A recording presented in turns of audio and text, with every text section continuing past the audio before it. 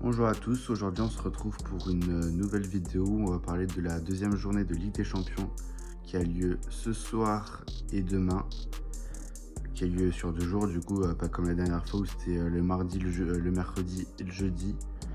Du coup pour les matchs du mardi à 18h45, on a un Red Bull Salzbourg contre Brest et un Stuttgart contre le Sparta Prague.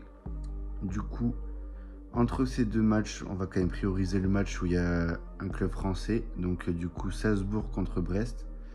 Salzbourg va devoir se racheter après sa défaite 3-0 contre le Sparta Prague. Du coup, c'était en République tchèque, du coup, il faudra changer ça. Et Brest va devoir confirmer sa victoire 2-1 contre Sturm Graz. Du coup, ça sera un match plutôt intéressant où les deux équipes vont attaquer plutôt. Je pense pas que ça défende, je pense qu'il va y avoir au moins 2 buts sur ce match-là, voire 3, je pense. Ça peut se terminer sur un 2. Je pense que ça va faire 2-1 Salzbourg. À voir.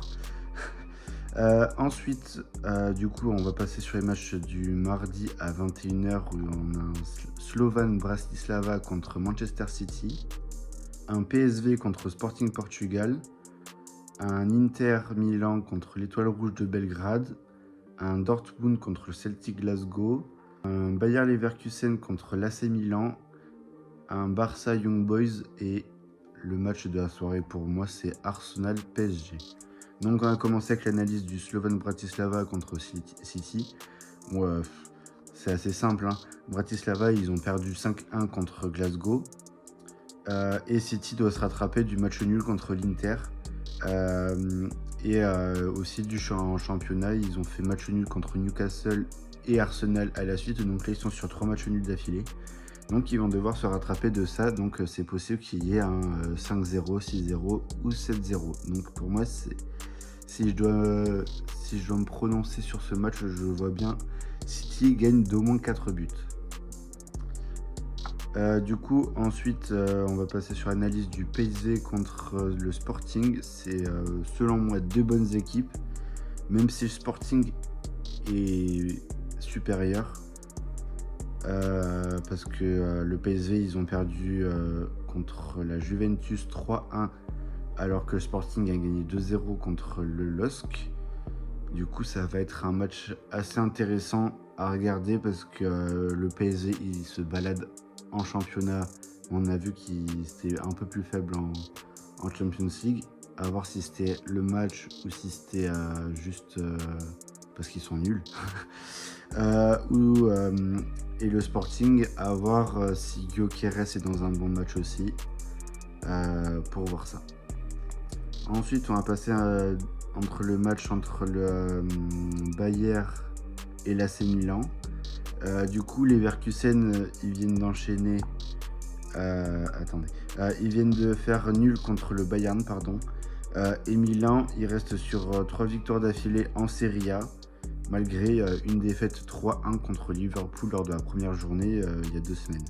Et les Leverkusen, à contrario, ils ont gagné 4-0 contre le Feyenoord. Et à part la première défaite contre Leipzig lors de la première journée de Bundesliga, c'était première ou deuxième journée, je crois. À part cette défaite-là, 3-2, et ils ont fait une invincibilité comme l'année dernière. Donc c'est-à-dire sur 2 ans, là, ils ont une défaite. Et du coup, après, on va passer au match de la soirée, comme je le disais tout à l'heure, entre Arsenal et le PSG. Du coup, ça se joue dans le nord de Londres. Les deux équipes sont encore invaincues cette saison.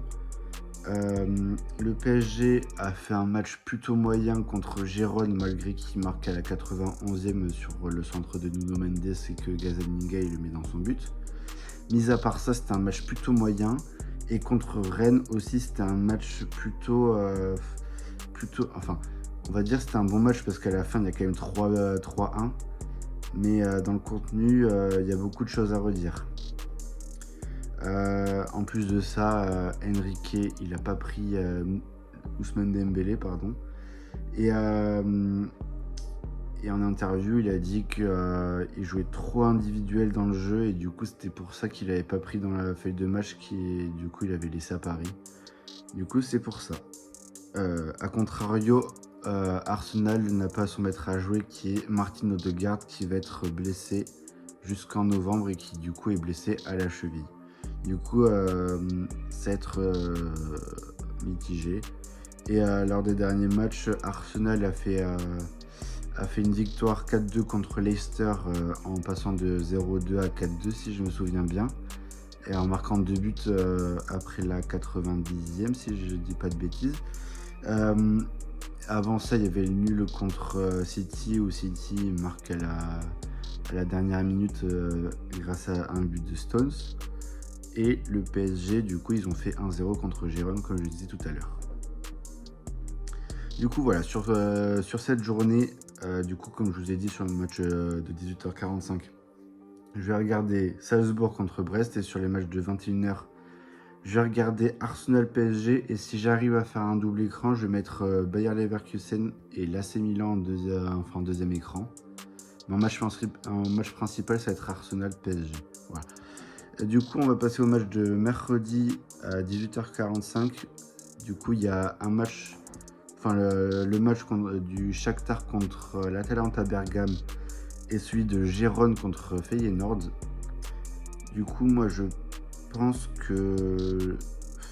j'ai pas trop d'avis sur les deux matchs. Du coup, il n'y a pas de gros matchs qui ressortent. Du coup, je pense que celui qui va être diffusé sur... le premier sur lequel j'ai tombé, c'est celui que je regardais finalement. Donc, celui qui, je pense, va être sur Canal Plus Foot, je pense. Du coup, voilà. Et du coup, l'Atalanta a fait nul 0-0 contre Arsenal, du coup, à domicile. C'était un plutôt bon score pour l'Atalanta. Et du coup, je pense qu'il devrait quand même gagner face au Shakhtar. Ensuite, on a le match du Feyenoord. Et du coup, je pense que, mis à part la réaction du Feyenoord, Gérone devrait gagner. Parce que Feyenoord s'est quand même pris une grosse claque contre Leverkusen et il n'y a pas eu trop de réaction, même si en deuxième période ça allait mieux. Je pense qu'ils vont reperdre ce match-là contre Gérone. Du coup, après, sur les matchs de 21h, on a un match, le match de la soirée, pour moi, c'est Aston Villa contre Munich. Benfica, ensuite, Benfica Atlético Madrid. Le Dynamo de Kiev, le Dynamo Zagreb, contre Monaco. Lille, Real Madrid. Liverpool contre Bologne, le RB Leipzig contre la Juventus et le Sturm Graz contre Bruges. Du coup, je vais directement commencer cette fois-ci par le match de la soirée. Du coup, c'est Aston Villa contre le Bayern de Munich. Du coup, c'est le gros choc de la soirée. Villa est 5e de Première Ligue avec 13 points en 6 matchs et le Bayern de Munich est premier avec 13 points sur 15 possibles. Le Bayern sort d'un nul contre le Bayer Leverkusen et Villa sort aussi d'un match nul contre Ipswich. Harry Kane, du coup, il s'est blessé contre Leverkusen à la 86e et du coup c'est inquiétant. Mais bon, les premiers examens qui ont été révélés par le Bayern du Munich par un communiqué du club sont plutôt rassurants et du coup on ne sait pas s'il va jouer mais il peut rentrer en jeu. Du coup voilà. Et à noter aussi que le Bayern Munich ils se sont imposés 9-2 contre le Dynamo Zagreb. Et du coup ils sont premiers du classement de ligue. Et que sur les 3 matchs avant celui du Bayer Leverkusen, ils avaient marqué 20 buts pour 3 concédés, dont 2 contre le Dynamo Zagreb. Donc, à voir. Pour moi, ça reste quand même le Bayern le favori. Et du coup, pour moi, ils vont gagner avec 2 buts d'avance. Voilà. On va passer maintenant au deuxième match que j'aurais regardé. C'est le match entre Lille et le Real. Quand même, le Real est un grand favori malgré que Mbappé et Brahim Diaz y soient blessés. Même s'il y a des discussions entre Mbappé et le club pour que Mbappé soit sur la feuille de match et pour qu'il puisse peut-être jouer quelques minutes pour ainsi jouer avec l'équipe de France lors du rassemblement d'octobre et que la liste tombe jeudi. Voilà. Et en face de ça, il y a le LOSC qui est dans une mauvaise passe malgré la victoire contre le Havre ce week-end. Sur les 6 derniers matchs, c'est une victoire du coup contre le LOSC, une défaite et un nul et 4 défaites, pardon.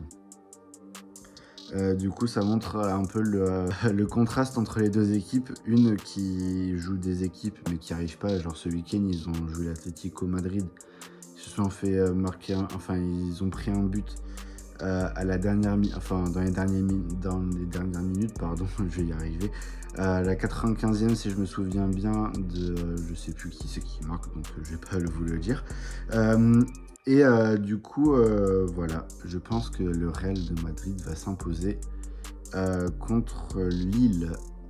Et ça se joue du coup à Lille, même si... Voilà.